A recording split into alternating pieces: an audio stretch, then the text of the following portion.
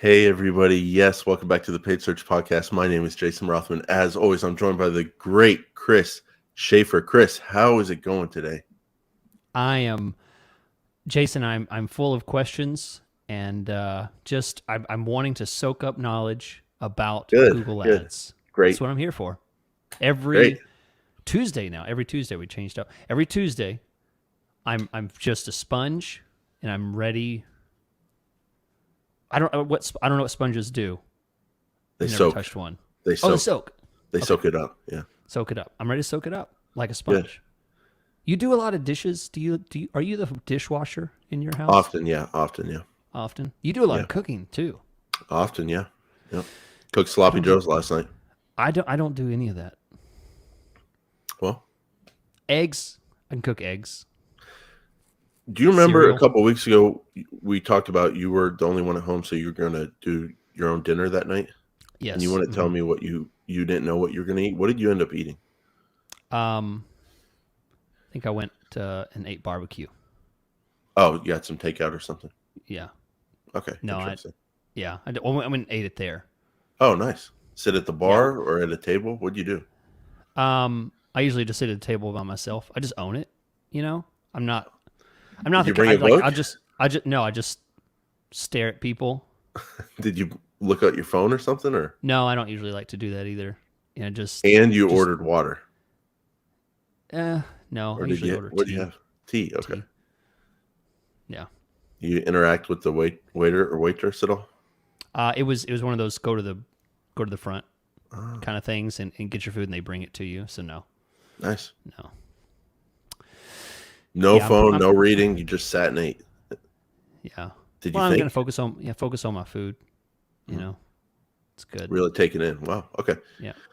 Cool. I saw a What's you frozen eat? meal the other day that was like a frozen square of beef, and Oh, and I thought of you. I was like, that might yeah. be what he had Hungry, eaten that night. Hungry Man. Was it Hungry? I What he used had to eat ate. Yeah. those Yeah, it was before. something like that. Yeah. Hungry Man. Like nowadays, there's like Hungry Man like triple size. Like they went from like Hungry Man where you have to eat like two. You warm up two at the same time because one's not Yeah. enough. Now they have like double and triple size Hungry Man. Like two entrees. Yeah, a lot of That advancement in technology, of course, and all that we sometimes talk about on this show, but there's also been a lot of advancement in frozen meals. Like if you stroll that aisle at your yeah. grocery store, So there's many actually some options. really good stuff there. Yeah. So, Got married heads and up to everybody. I don't have to buy that anymore. So that's great. What you I got? love it. Did your wife cook last night? Um no, she didn't. What did you guys eat? We ate out again. I hate eating out, but Ooh, I ate at Dairy eating out Queen. with you, I bet The is fun because closest you're. Oh, you had Dairy Queen? Yeah, it's the closest restaurant to us, and I had my girls with me, and I was like, you know what? Uh-huh. Hey, how about hamburgers and ice cream? And they're like, yay! Did you get a Blizzard? Oh no, they do chocolate dipped cones there, and I Hmm. got the large. Couldn't finish it. Like Wow. that's how big it was. It was so my girls laughed whenever they brought it to like, Dad, oh my gosh, it fit in my hand like a kid wouldn't even be able to hold it. I mean, and I had to throw it away because I was Mm. sick. It was so much ice Eating cream. like children. You had like a chocolate dipped ice cream cone that was bigger than I you could did. finish last night, and I had Yep. sloppy joes. So, Yep. Like schoolyard. couple guys trying to rediscover their youth, getting Yeah. older. Getting old. Ugh. Yeah. Well, we're talking about surprises today, ladies and gentlemen. And if you don't like surprises when it comes to Google Ads, I want to tell you Optio has you covered. It is the anti-surprise Google Ads software. Because when you're surprised in Google Ads, I'll tell you what, it's usually not because hey, look at all the conversions I got. No, that's not the surprise. You got bad surprises. Your campaign stopped running, or you're over budget, or suddenly your cost per acquisition, cost per conversion is absolute trash. Something's wrong. Your ads are disapproved. These kind of surprises in Google Ads can get you fired. These kind of surprises can lose you business. This is serious, okay? This is 2022. Don't be surprised in Google Ads anymore. Get on the page. Get up to date. Get instant alerts through Slack or even email, right? They're an amazing system. that alerts you about spikes in impressions, being over budget. Your KPIs are way out of order. Your impressions are down to zero, or your conversion performance is absolute trash all of a sudden. Warnings are what you need to keep you on your toes and keep your campaign running. You can try this whole system for free at optio.com/PSP. Okay, Chris. So yeah, we're going to be talking about surprises in Google Ads that we're experiencing, or at least that I'm experiencing. I'm really want to get your take and know if you're experiencing some of these as well. But just to kick things off here, let's do a little state of Google Ads 2022 mid-year.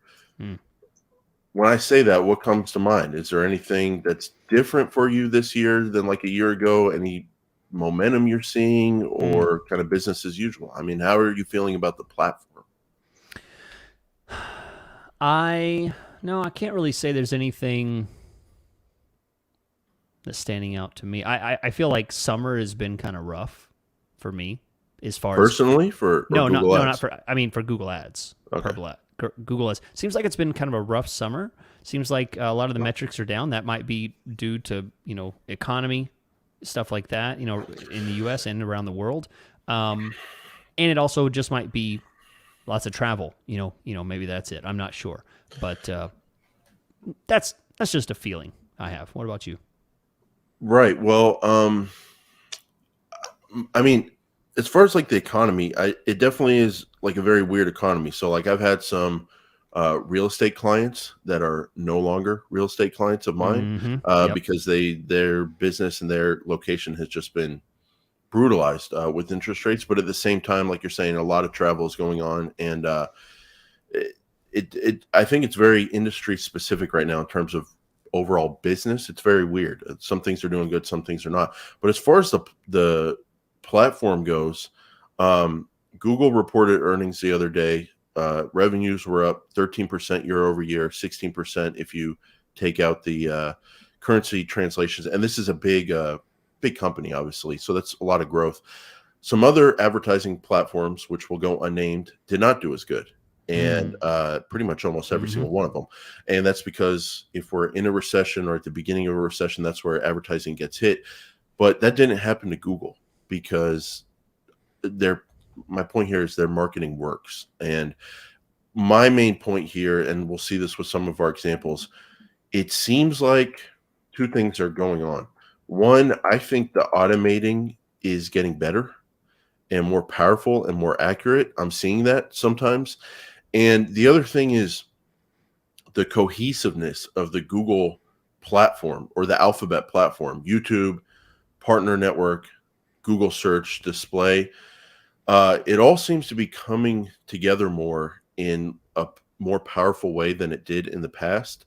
And I don't know if they've dialed some things in or the AI has gotten better and better, but like every now and then we hear these snippets out of Google, like, hey, we just made the world's most powerful computer even more powerful. Does anyone want to know about it? And the articles just kind of go by and no one really talks about it, but they're doing a lot of like quantum computing or whatever they're doing. AI, it seems to be picking up, and I'm seeing that with some really good performance lately in some campaigns. And so that's kind of my main take as we go through 2022 is all the stuff they've been working on for the last 4 or 5 years. It seems to be coming together, and they seem to be offering a better, more high performance product than almost all the other advertisement companies out there. So I'm very bullish, if you will, as we go through 2022. Well, I think the real reason for that is because when it comes to Google Ads, they're the ones supplying the resource for their paid ads. When it comes to other systems, people don't come to those places to be advertised to.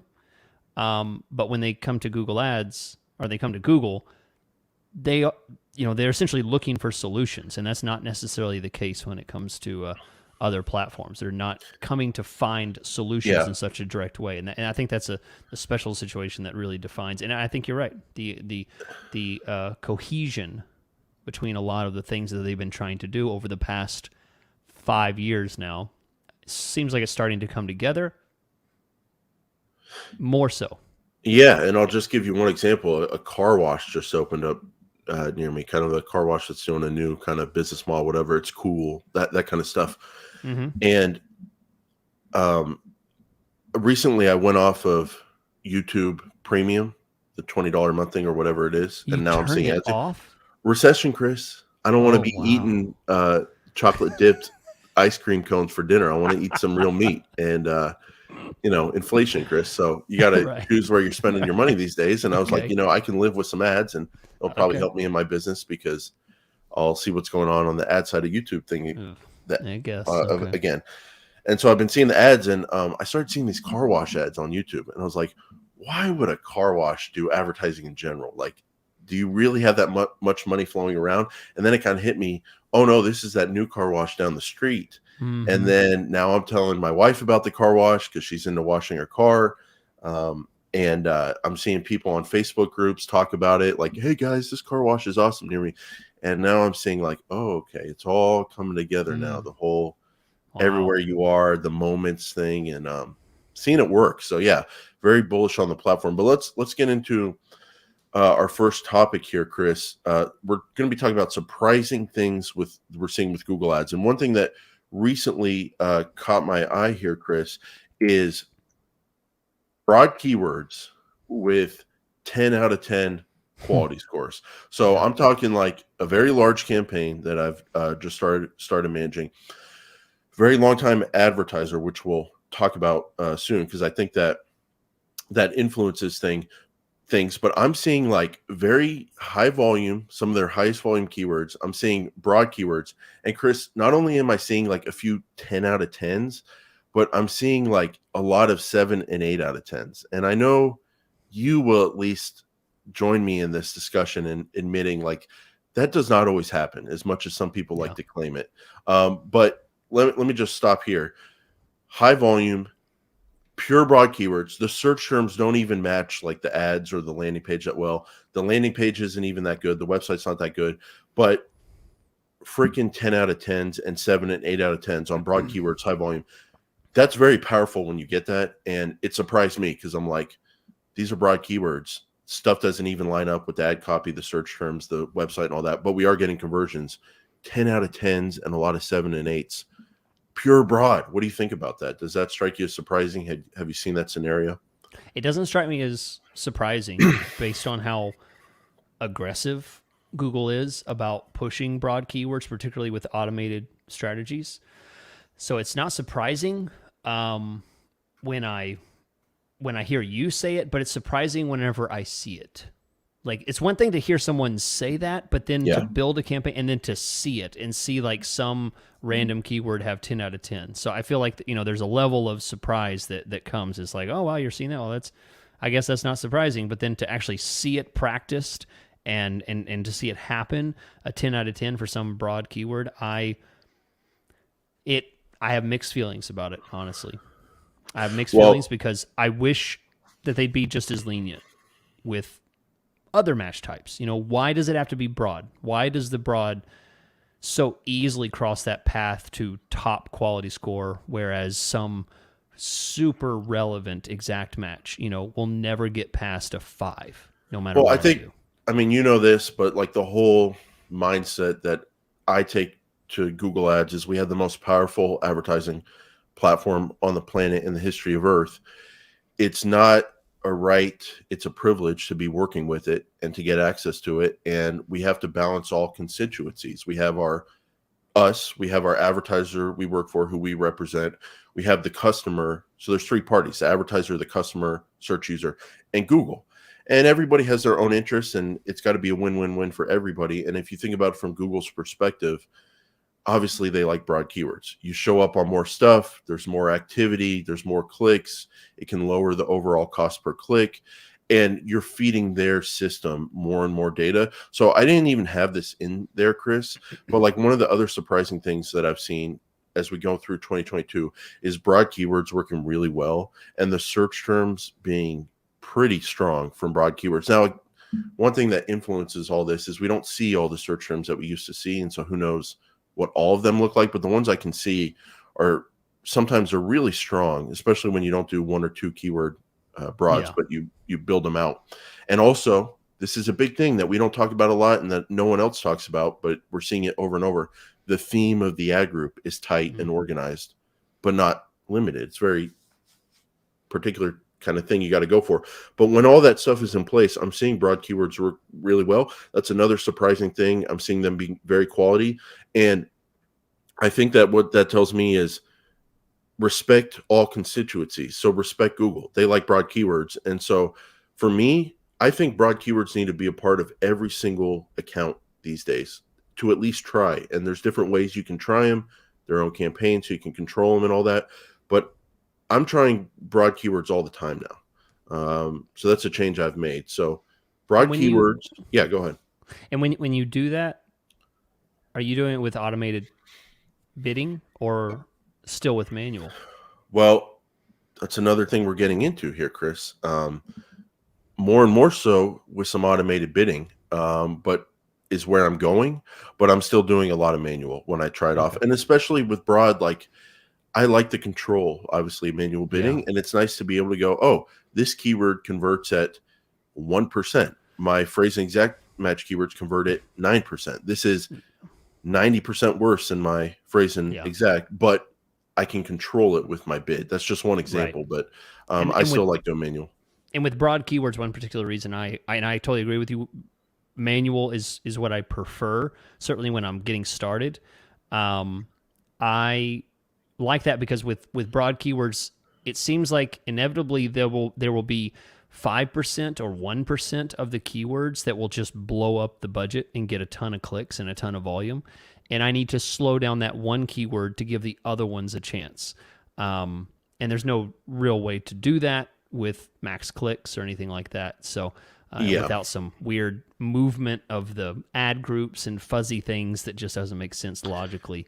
So so that's why I like putting them in their own campaign, so you can control how often they're shown and do different bidding strategies for different things. And even if broad keywords work really well when they're mixed in with phrase and exact, you don't know what you could be getting from phrase and exact if they're not able to get their fair share of the volume and see what kind of cost per leads they could be getting. So I think lessons learned here, Chris, number one, don't write off broad. It can work. We're seeing it work a lot these days. Always at least try it and kind of go with their system. They like broad and do broad and themed ad groups and see how it does. Number two, Chris, this is a large account. They spend tens of thousands of dollars a month. They've been spending that for years and years and years and years. And so we have this theory that Google rewards consistency. And when you pause your account, you can mess with your quality scores, mess with your ad rank, and it takes time to get back in the game fully, if you will. So we've had this bias. We've had this kind of theory that if you just spend consistently and are on the platform consistently, there's a reward for that with quality score, with ad rank. We can't prove that. The black box, we're not inside the black box. We don't see it, but we see the results. And this is an account where, again, the website's not that good. The search terms are a lot different than the keywords and the ads, but they're being rewarded, I think, with very high quality scores because it's been such a consistent spender. Have you seen that with some really long time accounts?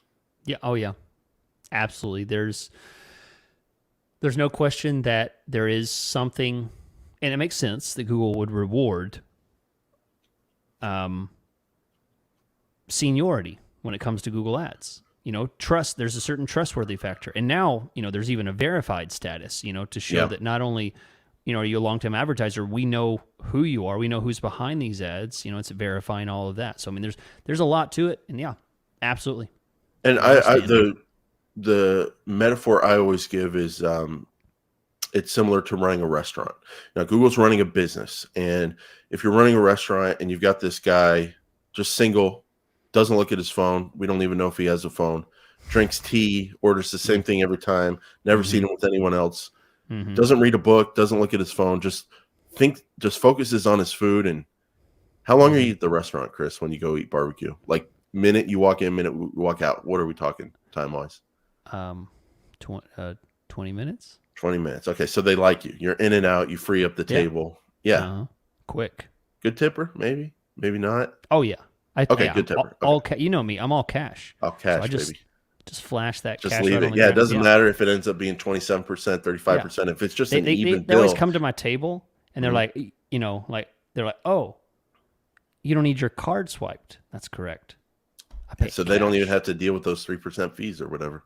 Yep. Interchange fees or whatever. So if someone goes to a restaurant over and over and over and they're a good customer, it's just natural that the proprietors of that restaurant are going to treat them better or differently than people who they've never seen before, even if they treat people they've never seen before really, really good. It's just the nature of things. It's the nature of the universe.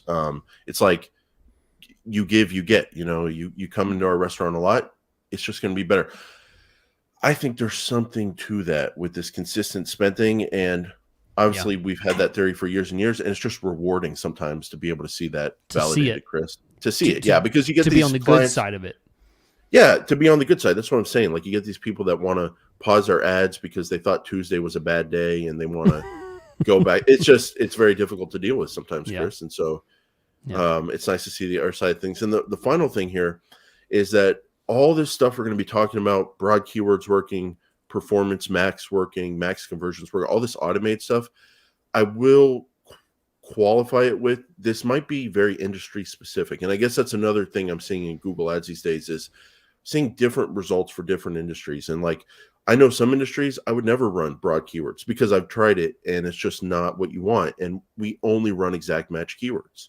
But there's other industries where broad works great. And in this one where broad gets a 10 out of 10 and broad keywords with not the best matching ad copy and not the best website still get 10 out of 10 quality scores and still get amazing conversion rates and cost per conversions. Because in this case, what I noticed is that organic results suck. And that's not saying anything about Google there. That's just saying there's not a lot of organic websites that are not advertising that give people what they want. There's just not a lot of selection. And in this industry, people don't care about the business. They don't care about whether it's an ad or organic. They're not doing a bunch of research. If you have this product that people want and you're advertising it and you say, hey, we have it, they don't care about the ad quality. They don't care if you're an ad versus organic. They don't have a lot of options when they look down the page on our organic results. They see what they want on your website and your ad, and they click and they buy. And so my point here is that I'm just finding these broad keywords and very unorganized style is working with a very particular kind of industry that doesn't have a lot of results that people are looking for. There's very few companies. And the overall point is that anything we're talking about here, manual bids, automated bids, broad keywords, exact match keywords, audience bidding, demographics, my view in 2022 is that everything has to be considered at the industry level. And then therefore everything has to be considered at your individual account level. And you just have to see what results you're getting. But I'm seeing very different strategies work across different industries. Does that line up with your experience these days? Yeah. The one question that people want to know is, okay, what are those industries? And, they want to know, can you list those? And that's one of the things that is probably most difficult for us to do is because it's become very much a gut reaction. Like we can look at something, we can look at a website, we can look at a set of keywords, we can look at an industry, whatever someone's going for. At least me, I can look at it and say, yep, this is something I would throw broad keywords at and try it. Or absolutely not. I'm not going to use broad keywords. I know instantly that it's going to be a bad idea. It's hard to put, a pin in exactly what that is, but when you do enough Google Ads for long enough, you start to get a gut feeling of that. And there are times when it works well, and it is beautiful when it does. Chris, I did an investing podcast the other day. If anybody wants to look at it, it's on YouTube. You can search Investing with Tom, After Dinner Investor. And it's another website I run. Tom? Investing with Tom. It's my friend from New Zealand. He's my friend from New Zealand. Oh. Yeah. You jealous? No. Okay, because it was two guys talking. How do you do a podcast with someone in New Zealand? They're sleeping. Yeah, there's like a 2-hour window in the 24-hour day that we have to talk when we talk. But that's it. So I imagine you're the one staying up late because you're more of a night owl. He's the one. No, it was we recorded it at like 8:30 our time, Chris, at Okay. night, and I think it was midday for him or late Okay. morning or something like that. Okay. Yeah. Cool. You're not Oh. jealous though? Because it kind of looked the same. It was me with this background, these headphones, and then it was another guy on the other side of the screen, and we were laughing and having a good time. No. I'm good. I'm happy for you. Okay. Don't get jealous. Yeah, I know that it's going to take you 10 years to reach the success. No, it's never your it's never first going to happen. No, podcast no, no. has We had. struck lightning in a bottle. Like I think about replacing you or getting rid of you all the time when you make me angry. And it's never going to happen because whatever this No. mix is, it just works. It works. So, Yeah. So don't feel threatened. But we were talking about investing, and one of the things we talked about, or one of the comments we got, was my humility. People just love my humility. Really? And yeah, that's what I said when I saw the comment. I was like, really? That's what my wife said too. And so, and I think maybe I'm just kind of a different guy when I'm in that world versus this world. But Yeah. it made me think of how humble I really am. And I'm the most humble. And I'm the most humble when it comes to There's investing. the Jason I know. And then also Google Ads. And what I want to point out to you, Chris, as we get into this next topic, is humility. Like Google is making me humble these days, Google Ads. Yeah. And what made me think of that is you were talking about, well, you build up experience and you know which industries are going to work well with automated bidding, which industries could work well with exact match keywords versus broad match keywords and all that. I thought I knew that as well, Chris, but I'm seeing some industries these days where I'm just being humbled and stuff that I thought was going to work isn't working as good as stuff that other people want to try. And I'm just being humbled. And so one of the things that's humbling me these days is max conversion bidding. So basically the thing that's surprising me these days is how high performance max conversion bidding is working when you set it up a certain way. And what I don't know, Chris, is I don't know if this is just a handful of campaigns I've seen, a handful of accounts in a certain amount of industries, and I'm just seeing some really, really good results, or if this is what's going on where with max conversion bidding is working really well these days. But what are you seeing? Are you seeing that sometimes more than, like, is it striking you as more than you had seen it work before? Is this surprising to you? What's going on with you and max conversion bidding? Yeah, I think so. With max conversion bidding, what's surprising to me is that I have seen new campaigns launch with max conversion with 0 conversions, and it will maintain as if it's like not max clicks. It's not riding at the lowest CPC it can get. It's riding at like this mid tier. You know, it's ready. The RPMs are revved up, you know, to 7,000. But whereas max clicks, it might be at 2,000. You know, it's just barely idling. It's just getting as many clicks as possible. So I'm surprised because right now it's max conversions and it might have 0 conversions. And it's like, well, how are you measuring success? You know, how is this max conversions? And then at some point with some accounts, it might start getting conversions, even though, you know, a manual campaign had not been doing that before. And that surprises me. Yeah. It surprises me. It happens again. I cannot put my finger on when and why it would happen, but that's the thing I always say. That's why it's important to do experiments. It's important to stay humble, honestly. Different things. Try new things, and you know, see what you might be able to get. It surprises. Well, what strikes me is that Google went through this phase with bidding where there were so many options. Like there were so many options, and there was a get the most conversions possible option, but then there was also a target CPA smart bidding option.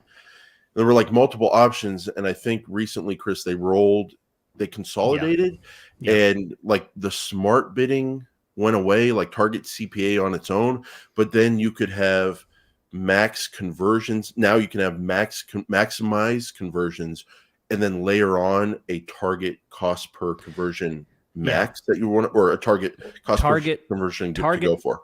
Yeah, target CPA is now just max conversions with a purpose. With an option, and you don't have to have that target CPA on there, Right. But unless you're just starting out and you don't know what your conversion range should be, cost per conversion range, I don't know why you wouldn't have a target on there. But it's so interesting, Chris.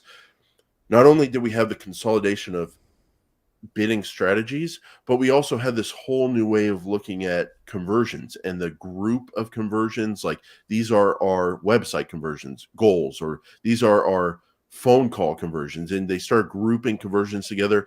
And then you have to select what kind of conversions you want to optimize for at the campaign level. And if you don't, it'll go to the account level conversion goals, or whatever they're called, and then you can select individual goals for individual campaigns.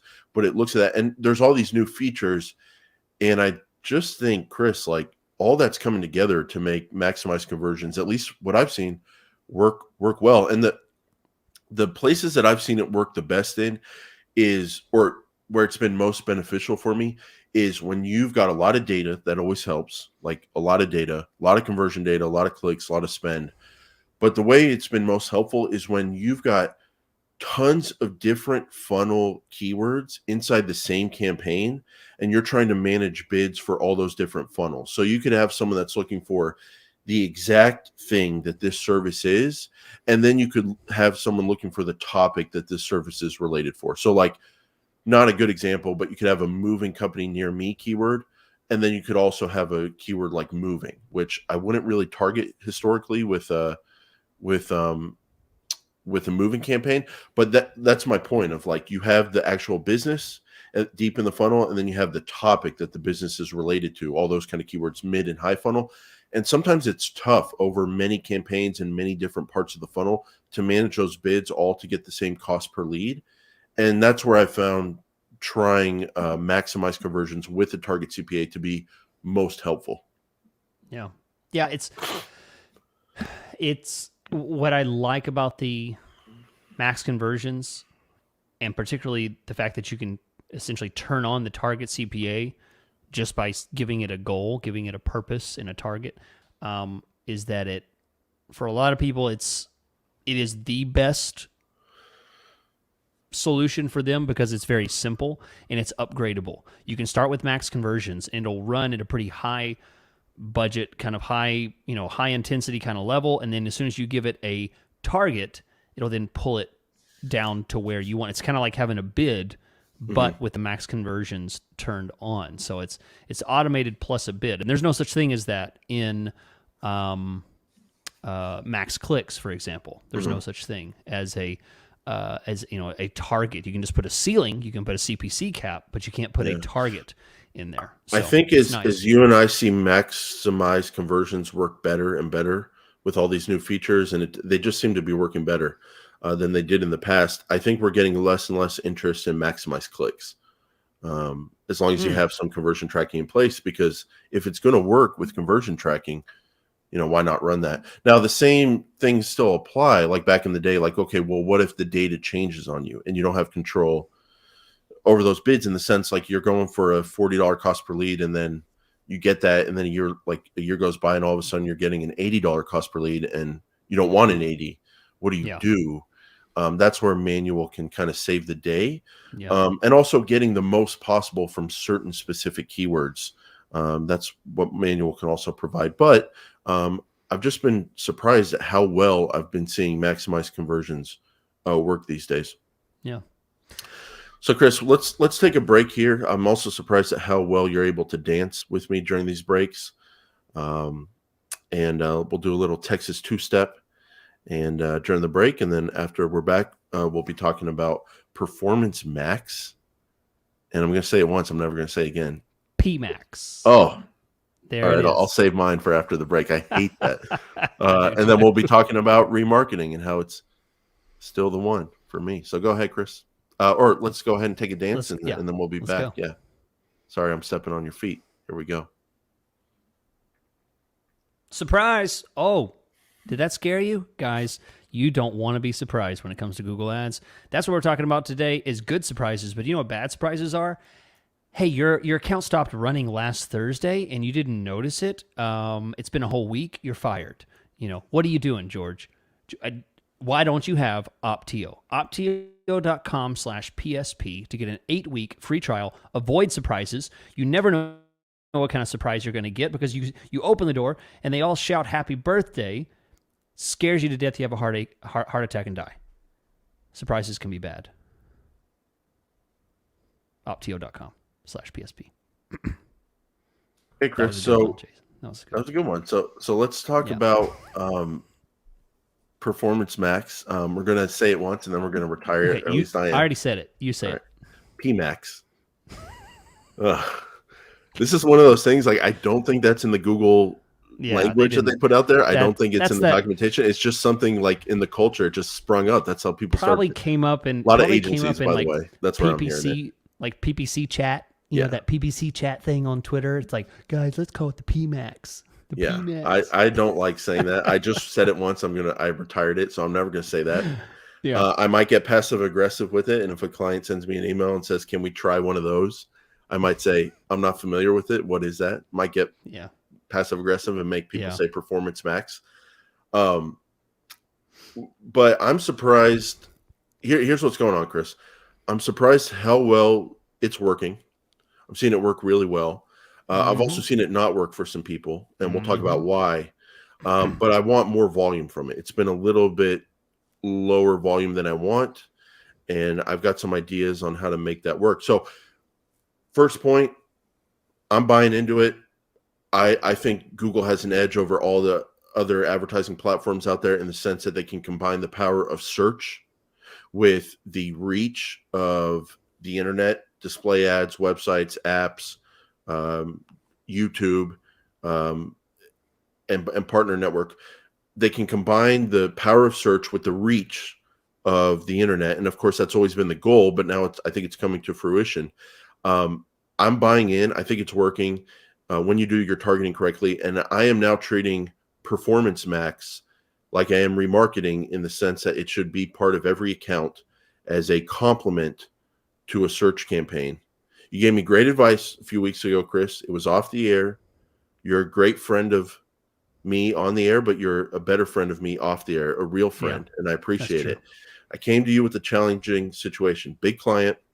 I knew I could help them, but their account was a mess, but it was working. And I was like, and they couldn't really communicate to me what they wanted in terms of detail, even though they could communicate the overall goal. I was a little flummoxed. I didn't know where to start. And you said, just start with a Performance Max campaign and see what comes in, and see if that gives you some ideas for the targeting. It's great advice. And your little piece of wisdom there is what sent me down the Performance Max path. And now I do it on every account. And so I want to thank you for that, because I was a little hesitant to jump into the Performance Max game before that.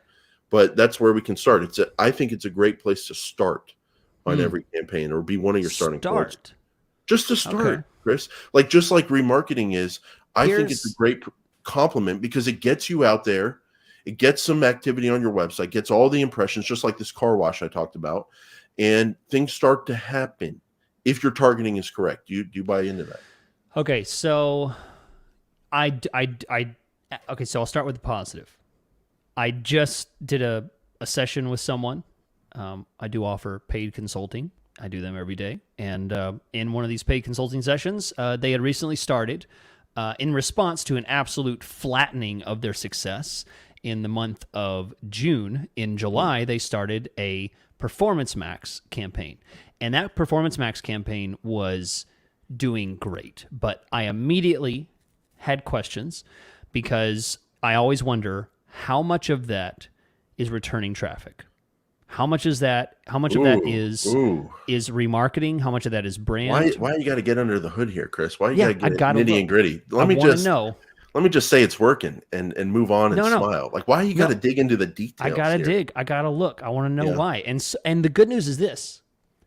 What I did is I told the client, pull up analytics. We looked at analytics, and right there on the screen, before and after. June was before, and then once they started, it was in July.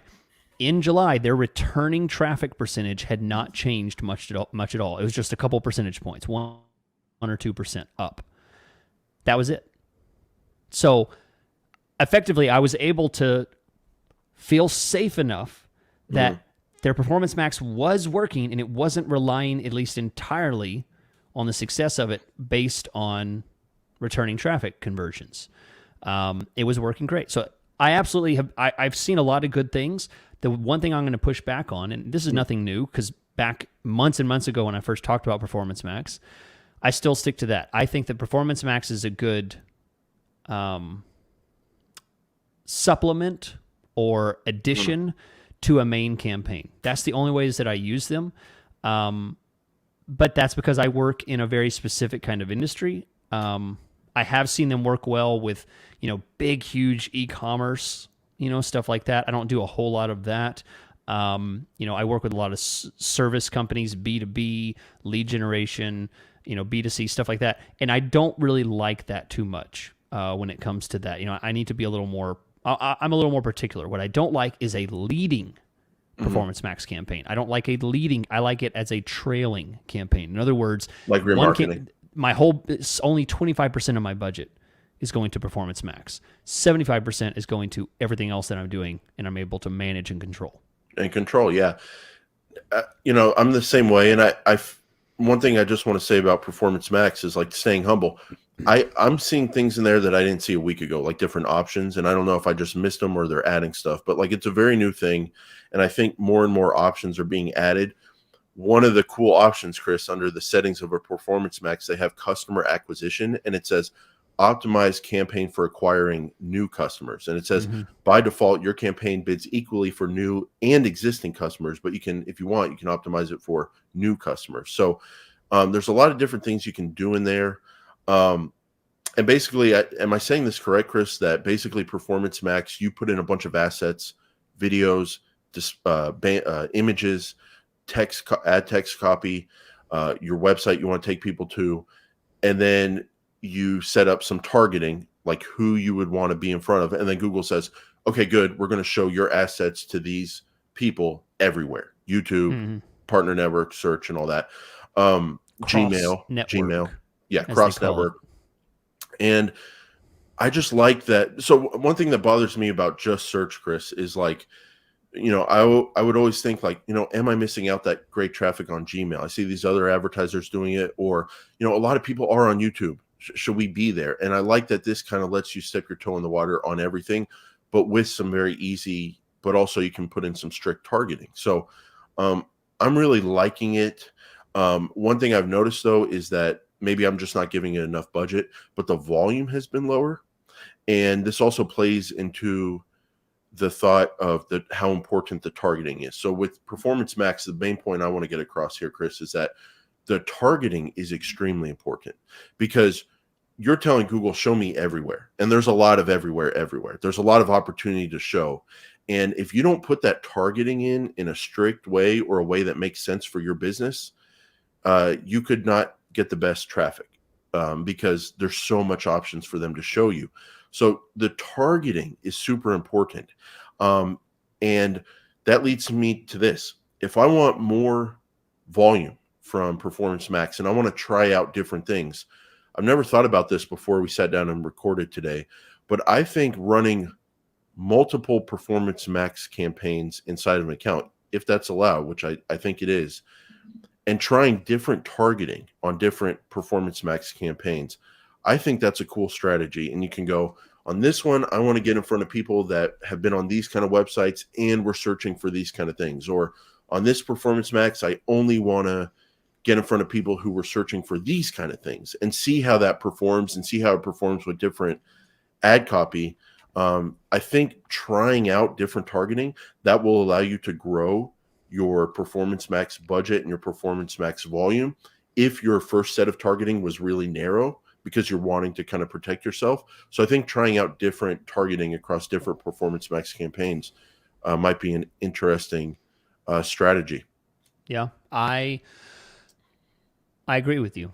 And yes, that is an option, especially for e-commerce. If you have a whole bunch of products in e-commerce, you can divide out the products by category or specific ID numbers, and have different Performance Max campaigns based on the priorities of what you want to push for, so you can set up those assets differently. So yeah, there are a lot more options, and I know a lot of people that I trust and respect that sing a lot of praises, but you can't ever take anyone's word and assume that it's correct for you, because as PPC managers, as business managers, just for one account, you don't know what they manage. It may be perfect for their kind of clients or their company. You don't know if it's right for you. So that's why my suggestion is never to just let it spend 90% of your budget. My suggestion is always it's a good supplement, and then you'll know from there. Yeah, and I think it's a way for small businesses to dip their toe into the overall digital marketing and branding game. So we both work with a lot of small businesses. They have limited budgets. They love search because you can get direct response, and it's probably the best use of your budget in that period of time. And if you have a limited budget, you got to get people in the door, got to get moves booked and all that. You got to do it. But branding works. This car wash thing I was talking about, this stuff works. And like, Performance Max is a good way for small businesses to, in a controllable and targeted way, get into this overall online marketing ecosystem of like display ads and YouTube, and seeing how that not only improves their overall business, but like the performance of their standalone search campaign. So I'm very bullish on it. Now let's talk about remarketing, Chris.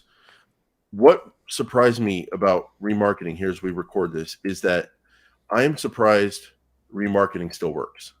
And I'm being facetious there because I'm not surprised it still works because it's remarketing. But I'm surprised in the sense that there's no drama with it. 2020, 2021, all we heard about was cookies.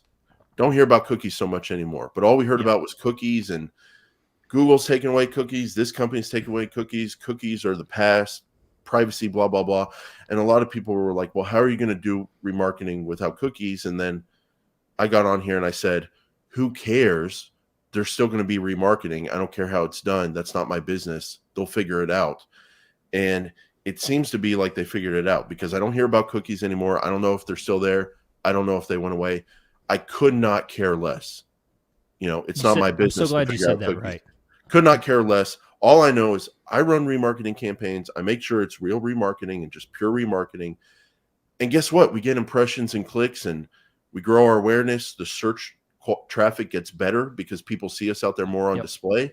And we also get direct conversions oftentimes, not all the time, but oftentimes from remarketing. And it still works. It's still the same remarketing. I'm seeing similar performance as I did in the past. I could not tell you if there was a difference. I could not tell you if cookies are here or there. But why are you happy to hear me say that, Chris? Yeah, I agree. It's sometimes in Google Ads, it's nice to remember what hasn't been changed and what hasn't been taken away, because there's plenty that we can cry about. But you're right. Remarketing is still remarketing. There's very few things that have gone unchanged. And if you want to do remarketing, you can still do it in the same way. And in reality, with Tag Manager, and sometimes there's even some automated audiences that are created for you. Google, the Google Ads system will actually keep its own audience within Google Ads, and without even using analytics, and turn it on, and it works. Very simple, very straightforward. It's always been like that. And I have said it many times, but I think the little bit of money that you invest in remarketing is the best dollar for dollar return that you can get in Google Ads, because we both know people can waste $5 a click very easily on stupid clicks. Gone. $30, gone. Just like that. But when it comes to remarketing, couple pennies here and there, it's still someone who's been to your website recently. And most of the time, they're just seeing your ad and not even clicking, and it's free. Those impressions are free until someone clicks. Yeah. Free digital billboards all over, wherever you want to show it. How is that a waste? Even if it doesn't show conversions, still worth it. And one thing I just want to point out to people is, don't get married to the 30-day default time period. If your sales cycle is longer, you can make your remarketing list bigger if you open it up to people who've been on your site 60 days, within the last 60 days, within the last 90 days. I think it goes up to a year and a half or something like that. Yeah, like 500 540 days something or something. days. Yeah. So don't get married to that 30 days. And if your sales cycle is smaller, you can keep 100 people on your remarketing list for display. You can go with a shorter than 30-day Yeah. time period if you You want can have to. multiple. You can have different You can have ad multiple, see how groups. they perform, bid differently for them. Yeah. And one other thing you can do, Chris, is I've disrespected this strategy. I feel bad about it. I have not done it enough. Oftentimes it's because it's hard to get 1,000 people on your remarketing list. But if you have that amount on your list, you can do remarketing for search. And then you can loosen up your keyword targeting because you know those people, as long as they're searching for a topic that's related to your topic, they've been on your site in the last X amount of days. You can feel comfortable showing to them on those looser keywords. Strategy I learned from the great Chris Schaefer. That's me. Chris, I mean, this episode is inspiring to me. This episode is a genius episode that I created. Again, it's all about being humble, So but humble. it Yeah. really is. It's a good snapshot of how interesting the Google advertising, the Alphabet advertising ecosystem is, how dynamic it is, how it's always changing, and again, bullish. I'm bullish on the future. How much further we have to go here in terms of getting in front of the exact right person at the exact right point in time, in more and more places where Google has availability there. I think there's a lot of cool stuff going on, and especially on YouTube. I think YouTube is such a runaway success, and I think there's a long way to go in terms of the way Alphabet can monetize it. So, Yeah. Yep. For as long as it sticks around, that's one thing we haven't talked about. what's that? YouTube and Google Ads might be breaking up just from governmental oversight there. That's something that's been in the news. I don't think that's going to happen. I'm going to keep it positive. I think it Okay. makes sense for YouTube to be inside of Google Ads. It makes sense. It helps us. It helps advertisers. It helps Google. It helps people on YouTube like us. We're on YouTube. Yeah. We make money from YouTube with ads and stuff. So I'm positive. I don't think that's going to happen. I'm going to keep it positive. I'm going to create the future by being positive, and I think we'll figure that out. People that don't want it to be together, we'll sit down, we'll have a conversation. We're all reasonable, and we'll figure it out. How are you involved with that exactly? We'll figure it out, Chris. Don't worry. We'll figure it out. Okay. Yeah. Well, if you guys want to be surprised, reach out to me at chrisschaefer.com. Schedule a 1-hour live consulting session, and I will tell you how many push-ups I can do in 5 minutes, and then we'll talk about Google Ads. Great deal, going at a great price right now. Very popular, always booked up several weeks ahead. So grab your spot while you can. It's always filling up. Jason? Thanks, Chris. I'm at rothmanppc.com. I'll have a couple openings for new clients later in August. So contact me and we'll make a plan for later this month. So Chris, appreciate you being here. Appreciate doing this show with you. You're a great friend, a great podcast partner. Can't say enough good things about you. And you keep it light. You're a fun guy. You'll get a chocolate dipped ice cream cone every now and then. So yes, special treat. We love you, Chris. You're just a great guy, great all around guy. You're matching for the second week in a row, and some nice black shirts on, and could use a shave. I think you know that. Wow. I know that. Everyone knows that. But you're a great guy, man, and we'll see you next week. Thank you. See you guys.